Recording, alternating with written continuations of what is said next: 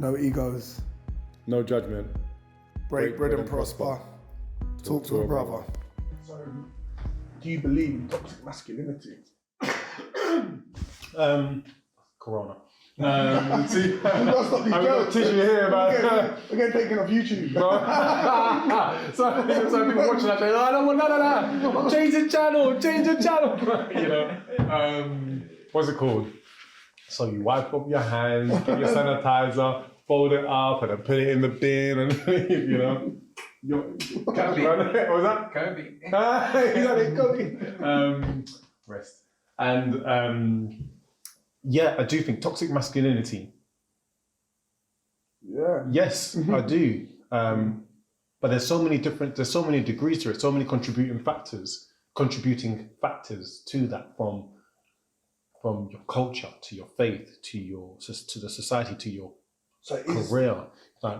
Is toxic masculinity an opinion or an actual thing? Because again, there's no women here, so we'll have this conversation with a woman here eventually. So, say men that like to watch page-free women, one woman will say that's a man just watching her. Another woman will say that's her doing herself. Showing your age, she's earning her money. Yeah, no one don't even read the Sun no more. So but you know what I mean? Like, what is being oppressive and what's being, when does it, and who defines it? Like, I'm not saying toxic masculinity doesn't exist. I'm saying in order for there to be toxic masculinity, there has to be an opposite thing that says there's toxic femininity. Yeah. And if you say there's one without the other, you're straight up lying. Because in order for a man to be toxic, there must have been influence in his life that made it. In order for, well, everyone knows a toxic woman as well. So I'm not saying there's no, but who defines it? So there's several things you've asked. And there's quite a lot in that. Just putting it back to what you asked, because you asked, do I believe in toxic masculinity? I think there's a balance on both sides. But then one of the things that I think we do well on is tapping into what is the root cause of that. Yeah. And what are the mental constraints, or what are the impact? What you'll get somebody at the end of the day. You asked me ultimately, how was I able to cry? Yeah. Sunday morning, Saturday night, how was I able to cry? Because I was so frustrated that I couldn't move, literally for the sake of I know what my body's capable of doing. The frustration just built up so much that if I didn't cry, I could have ended up punching a wall or lashing out or or I don't know, God knows, like pissing myself. But my outlet was just to let it go, and I think one of the answers, just bringing it all the way back, one of the things that's allowed me to swallow my ego and swallow my pride, for me personally, it's my kids and my lady, if I'm going to be honest. Like, my kids on the real. I've got my son Ethan, and he's 11 and he's adorable. Ethan's my heart. There's times where I'm like going through stuff and I try and be that typical okay, I can get through it kind of thing.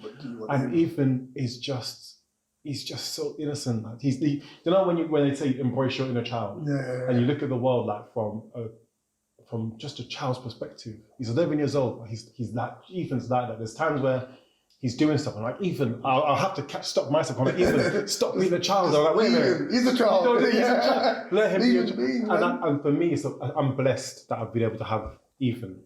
And Ava, my daughter as well. Ava's 6 years. You've seen Ava.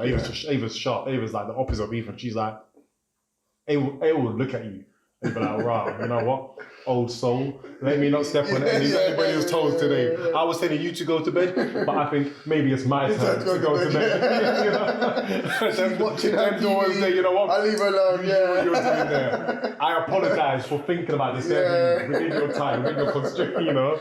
But Ava once again gave me that perspective on just beauty, man, and just a love of, in a positive way, love of like women, of how. But is it an opinion?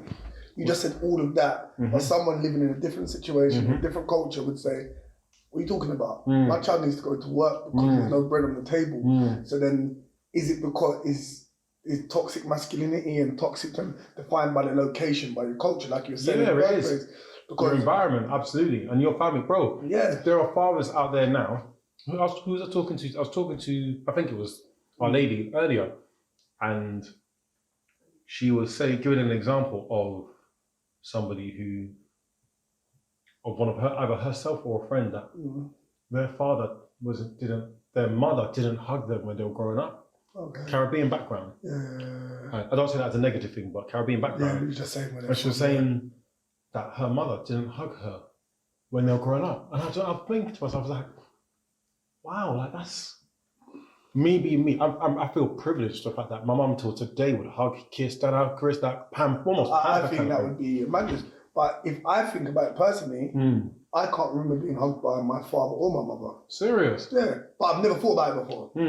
It's never, but like you said there, I couldn't imagine not hugging my children. That's it. But is that a result of? No, you know what? It's crazy. I don't think it's a result of that. I just think, like you said before, love. In order for my child to know what love is, they have to be shown. So I'm not saying I wasn't loved by my parents, but I want different outcomes in different settings, so different challenges for your children. But because of the culture that we live in and the fast pace, the rat race we live in, if we don't do that to our children could be lost.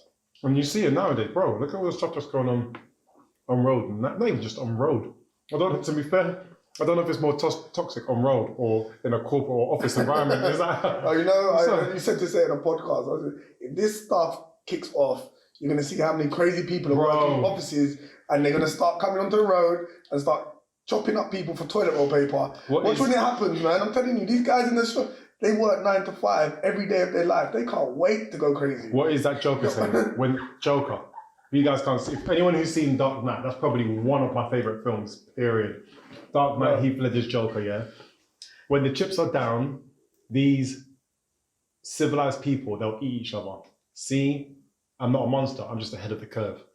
Right now, the way, exactly as you said it, the same people that point fingers, whether they're racist, whether they're the whole classism and all that, these same people will live the second the chips are down, the second it's a state of panic, which I believe what this whole it's a panic propaganda thing is. These people, people show their true colours. Hey, look, I've got my slugger at home. If anything has to happen, I'm just saying, you have to defend yourself. But you're absolutely right, and it's a society and culture. But once again, reading it back to the point what we're talking about, being able to express yourself. I think it's important that you express yourself, because how can you identify who you are if you don't feel in a safe environment at home, which is a challenge that a lot of us do have as well.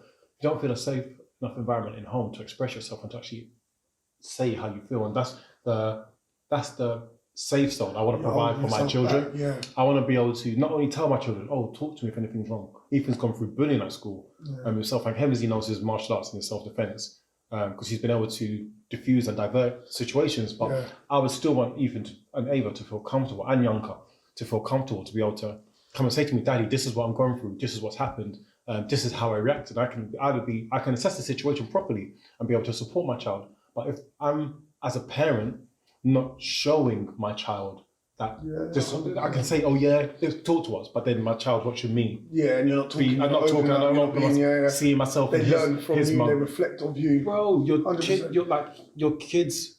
See, even with what you said there, obviously, it's our environment that's allowed us to be more open and is allowed us. But are we as men and women? But I can only talk from my thing. Struggling to catch up with the fast-paced moving of society. Social media, that? No, not even social media. So me, you. Sorry, I forgot your name again, man. How old are you, bro? Yoga, 21. So you might have just missed it. So me and Chris being 36, we come from the 80s, and anybody in our age group come from the 80s. We didn't have technology, so we've seen technology come and advance. Yeah, we did. And we're caught in them. Yeah, we've seen that. That's what I'm saying. Atari. No, Chris, have you heard about that? No, worse than Roblox, Minecraft and that. So we've seen it change from not having nothing to being able to use TikTok. So look at the change. So the environment has moved, but no one's been able there to guide us. So our parents are from the Stone Age. Stone Age, you say? Stern. Okay. Basically the Stone Age.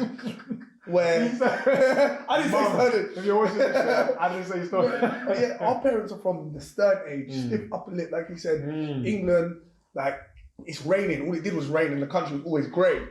And now we've gone into light, free, HD, like people need to open up. And we're in that transition. I'm going to say this. My son asked his mum, a lady, about a year or two ago, my son asked her, she's a bit older than me as well. She looks younger though. She does. And my son's, I think it was like probably 8, something at the time. He was like, "Mummy, when you were younger, was it black and white everywhere?" Oh, actually, black and white. Was it black? Oh, you asked that question as well. Oh, you asked that question. It was until like I'm 21, so it was like when I was 14. I was 14 years old, maybe like 16 when I clocked that. Wasn't black and white before you. But what are they teaching you in school now? Yeah, bro. That's the problem. The problem in school. These are people on black and white. Yeah, we need to go see the teachers, man. I was about to blame men the problem. It's the schools. Nah. Egos. No judgment. Break bread and prosper. Talk to a brother.